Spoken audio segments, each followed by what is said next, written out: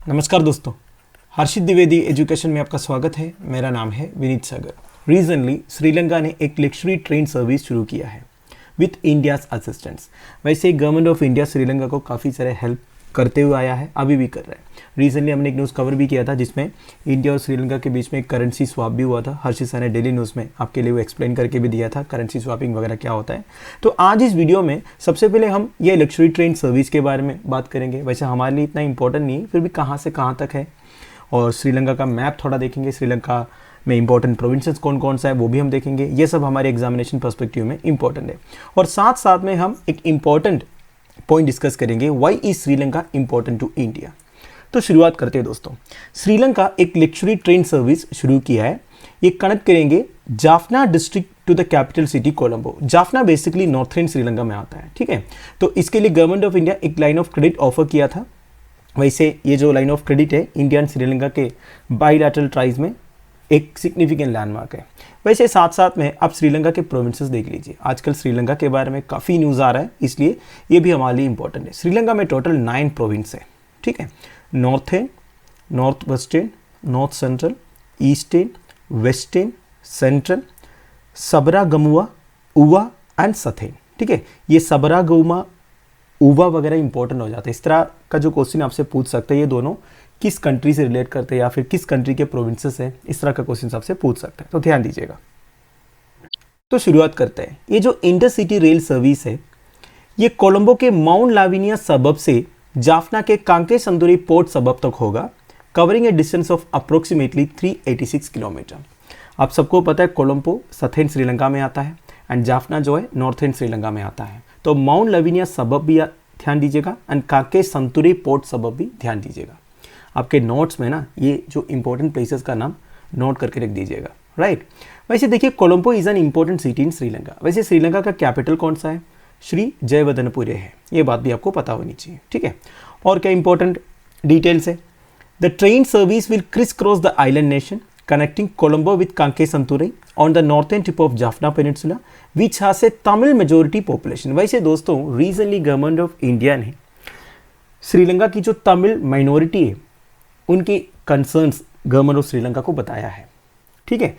वैसे आपको पता ही होगा एलटीटी इशू के बारे में, वो हम आगे ब्रीफली डिस्कस करेंगे वैसे, राइट।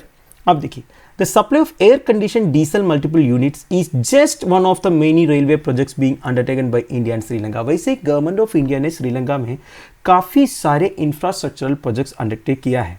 तो उसमें मेजर आप बोल सकते हो रेलवे प्रोजेक्ट्स है, ठीक है। तो there are also other ongoing projects which include supply of passenger coaches also under an Indian line of credit. वैसे अगर आप देखोगे गवर्नमेंट ऑफ इंडिया का जो टोटल डेवलपमेंट पोर्टफोलियो है ना श्रीलंका में, दैट इज ओवर $3.5 बिलियन। उसमें से $570 मिलियन जो है प्योरली ग्रैंड प्रोजेक्ट्स हैं। मतलब गवर्नमेंट ऑफ श्रीलंका को इंडिया को वो वापस नहीं देना है, हमने उनको ग्रांट दिया है, फ्री में करके दिया है। वैसे देखा जाएगा तो इंडिया ने जितना इंफ्रास्ट्रक्चरल प्रोजेक्ट्स श्रीलंका में अंडरटेक किया है, इसमें modernisation of railways and creation of new railway infrastructure जो है सबसे इंपॉर्टेंट माना है, right. Now why is Sri Lanka important to India? देखिए इंडिया श्रीलंका का क्लोजेस्ट नेबर है, ये बात आपको पता है। Both sides are built upon a legacy of intellectual, cultural, religious and linguistic interaction. वैसे देखा जाएगा तो इंडिया एंड श्रीलंका के बीच में कॉमन बहुत है। एक तो दोनों एस्ट्रल ब्रिटिश कॉलोनीज थे एंड श्रीलंका के जो नॉर्थर्न प्रोविंस है बेसिकली जो जाफना पेनिनसुला है, उधर जो तमिल माइनॉरिटी है उनका हमारे तमिलनाडु के साथ काफ़ी cultural, religious and linguistic interaction है। एंड श्रीलंका इंडिया के लिए हमेशा पॉलिटिकली एंड इकोनॉमिकली इंपॉर्टेंट रहा है, क्योंकि इनका जो स्ट्रैटेजिक जोग्राफिकल पोजीशन है ना इंडियन ओशन में, इसी वजह से। वैसे अगर देखा जाएगा तो Sri Lanka sits at the epicenter of the arc connecting the Persian Gulf to the Strait of Malacca। आप ये वर्ल्ड मैप देखिए, ये है पर्शियन गल्फ और ये है straight of Malacca.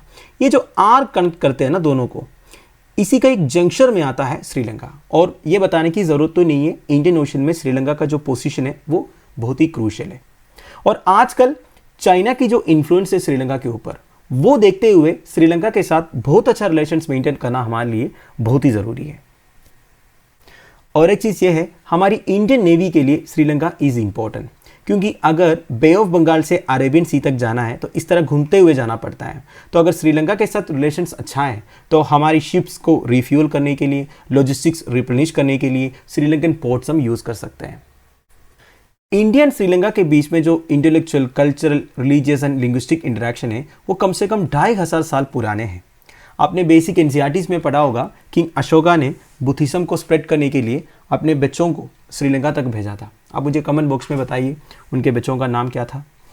Trade and investment have grown and there is cooperation in fields of development, education, culture, defence etcetera etcetera. देखिए, India and Sri Lankan navies के बीच में स्लीनेक्स एक्सरसाइज होता है, वैसे Indian army and Sri Lankan army के बीच में एक्सरसाइज होता है।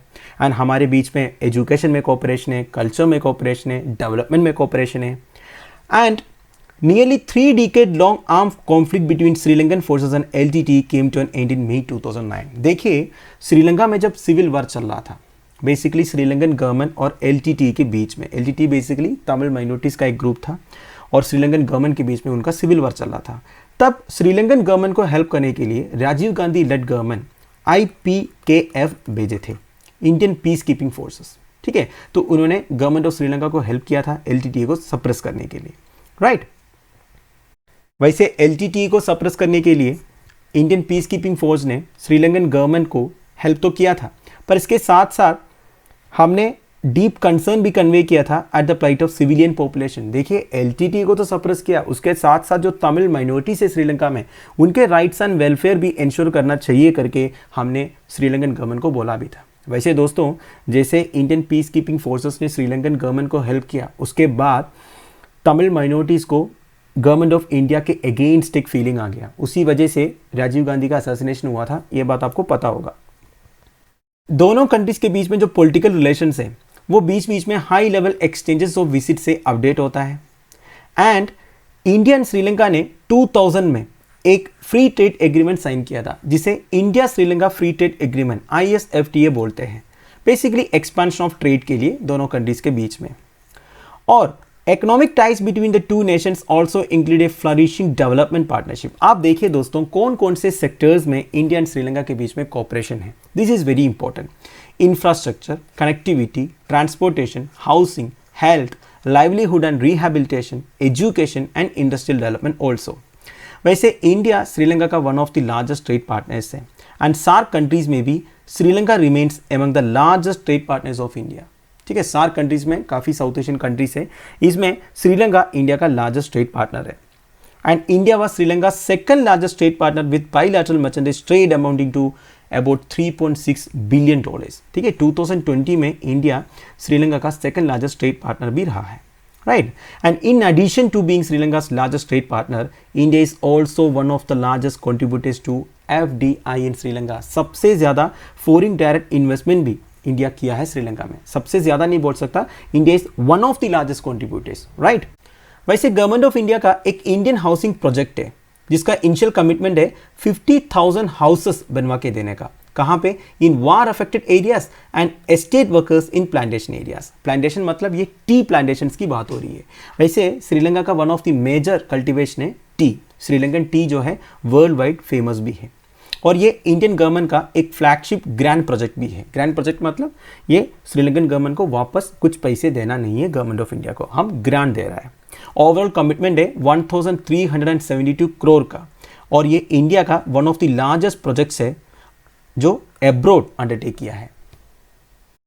और दोस्तों, हमारा national thermal power corporation NTPC एक 500 मेगावाट का थर्मल पावर प्लांट सेटअप करने का प्लान किया है सामपुर श्रीलंका में।